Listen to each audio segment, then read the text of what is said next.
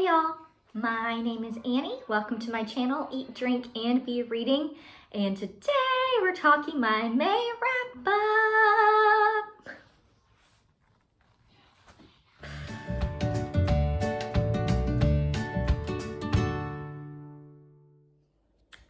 Hey guys, editor Annie here. I have filmed this section of my video several times in the last week or so.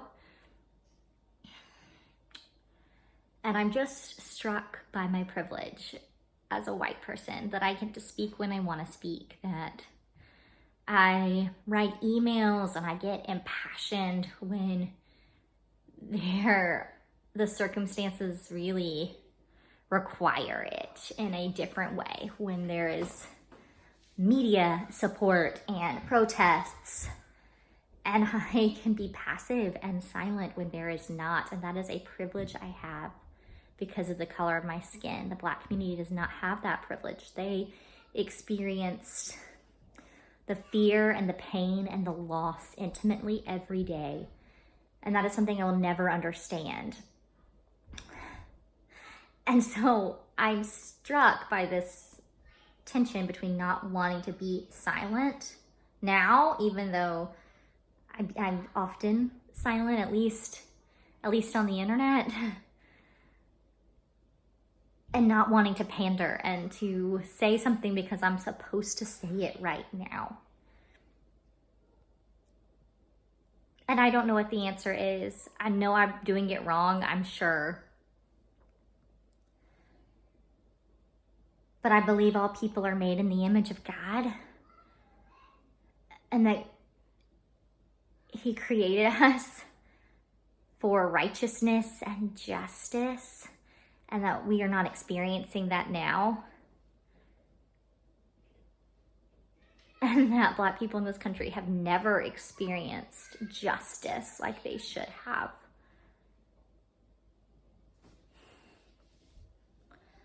And I'm sorry for being silent when it's easy to be silent, and being loud when it's easy to be loud. That's what I want to do right now, is I want to apologize. And I recognize that it's not enough, that I don't want to end with just an apology. That might be what I end with on BookTube, but I don't want that to be ever to be enough.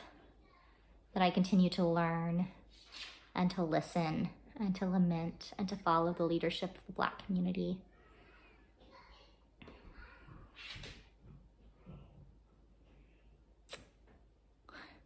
And for all the ways and to know that I've failed over and over and over again. And I guess the thing that I want to say is don't listen to me. Listen to Black booktubers and read Black books, and listen to your Black neighbors and friends and family. Hear their stories, believe their stories, walk with them, and continue to do so, and I'll try to do the same. Okay, my reading in May. I read 3 full books. One book that is almost finished, and one book that I'm about 2/3 of the way through. And I would say 3 of the books are 4 stars. The book I'm almost finished, I think, is going to end up with a 3-star. And the last book is, we'll see. Probably talk about that in June. So the first book I read this month was Sleeping Giants. I read it on my Kindle, so put it up here. And I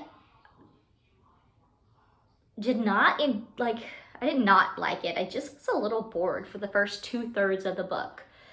I was interested enough in how it ended that I kept reading. And there were definitely some things I wasn't expecting in those first 2/3. Some that I liked, some that I did not particularly enjoy, but I understood their importance. They just weren't like, oh, I was hoping that would happen. But it's the story of a girl who is riding her bike in her neighborhood.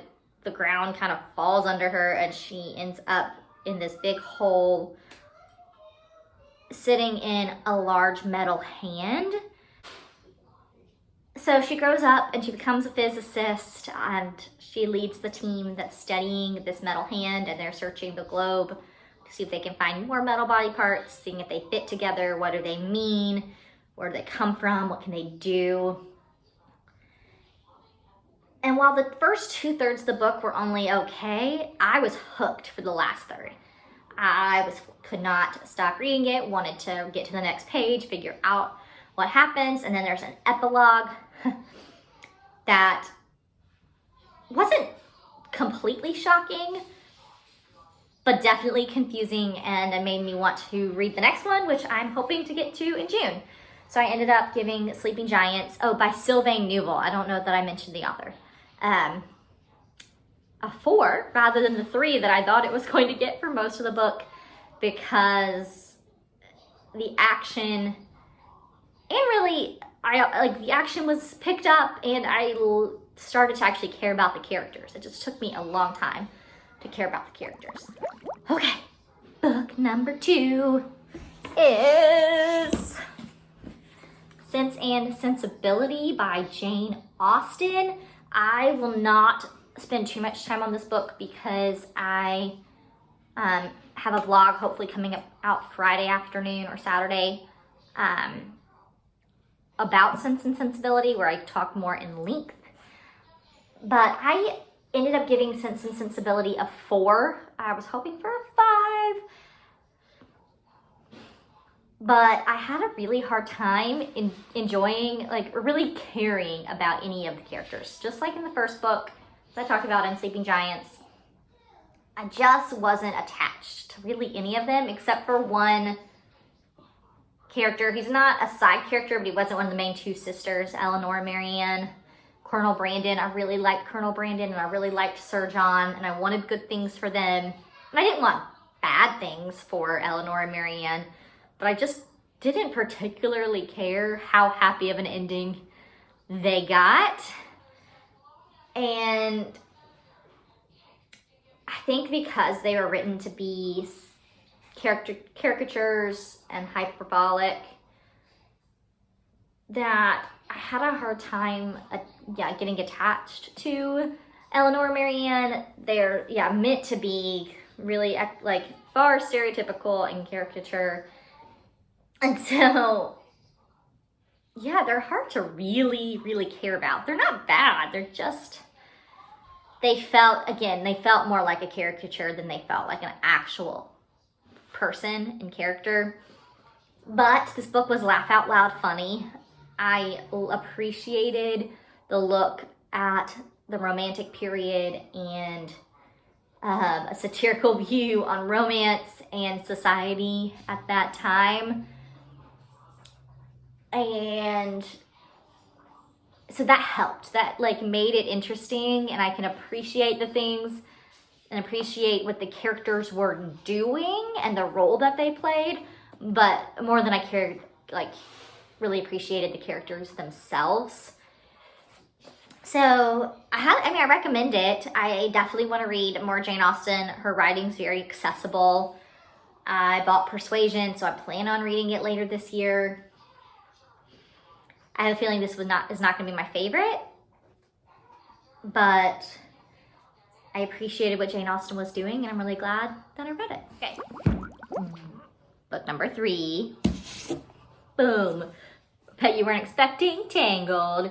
Rapunzel and the Lost Lagoon by Leila Howland. I read this book all but the last, we lost her bookmark, 20 pages of it, to my kids in May. We'll probably finish this in the first couple of days of June, so I'm counting it. And I don't typically love picking up books for my kids that are based on movies or TV shows. I want them to experience new stories and new characters. And typically, the writing isn't as good with these. It's nothing to say that Leila Howland couldn't write something really excellent. It's just hard to take somebody else's characters and words and write something really profound. This is no My Father's Dragon, which is an excellent read aloud with my children. But this is a story of Rapunzel and her lady-in-waiting, and they're trying to solve a mystery in the kingdom that they think is going to lead to this power source, and they're trying to figure out who is trying to find it as well. I mean, a lot of girl power, it's, you know, all about Rapunzel and Cassandra. But frankly, Flynn Rider's my favorite character, and there's very little of him. And it was just fine.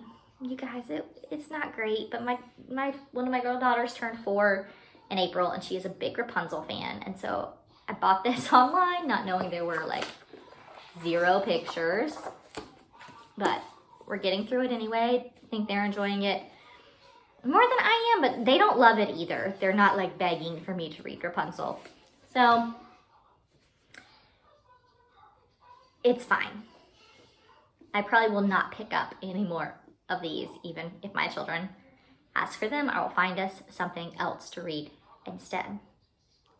It's a 3-star for me, y'all. And the 4th book that I read this month was A Study in Charlotte by Brittany Cavallaro. It is the story of the great-great-great-grandchildren of Sherlock Holmes and Dr. Watson.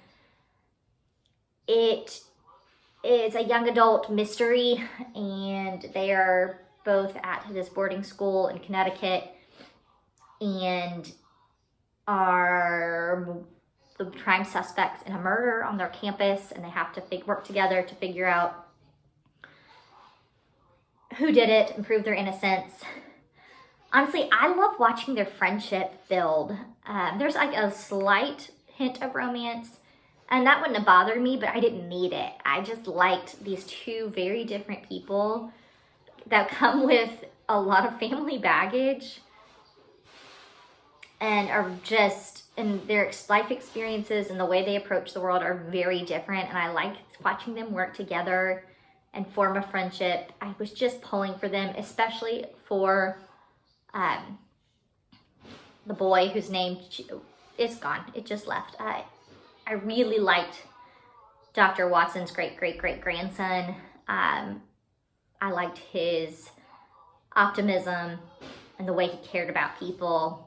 He was great, and I really enjoyed it. I think it was just a lot of fun. Like, it was a lot of fun. I would like to read more. There's 4 of them, I think. Might try to get to the 2nd one in June. But it was a good, like, palate cleanser. I just read Sense and Sensibility, and I was about to pick up a pretty long nonfiction, and I wanted something quick and easy and fun, and it was all of those things. And I think the premise is really creative. I like the premise. I think it's just, yeah, I like the fact that there's this like long family history of those 2 families working together, not liking each other. That all leads back to Holmes and Watson. So it's a lot of fun. So if you're looking for something enjoyable and fun with an interesting premise, A Study in Charlotte, which is a great name. It's a play on words of Arthur Conan Doyle's A Study in Scarlet. So that was a 4 for me as well. Y'all, this last book is The Omnivore's Dilemma. Also reading it on my Kindle. I read a lot on my Kindle this month, and I'm about 2/3 of the way through it, so I'll probably talk more about it in June. But it's talking about the different food systems, the industrial food system, the organic food system, small local alternative farming, and then foraging and hunting for yourself. And it is changing the way, not really changing the way I think about food, but it's taking the thoughts I've had and the things I cared about that I've kind of pushed aside for the sake of convenience. Like, as much as I'd love to buy locally all the time, the convenience of a grocery store usually wins out. But I think I'm gonna have a priority shift after reading this book. And isn't that what a book is supposed to do? Make you think, make you question your priorities, rearrange if necessary. So it's really excellent so far. I'm really enjoying it. But it's long. Was longer than I realized. The problem with Kindle is I don't always know how long my book is.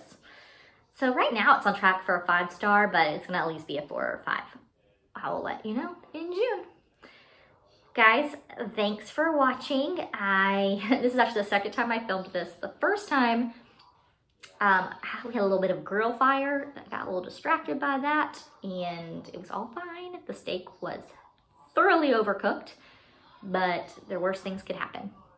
So if you can like, subscribe, comment down below. What did you read in May? Have you read any of these books? What are you reading in June? Like, let's talk about books, y'all. Let's do it. Bye, guys.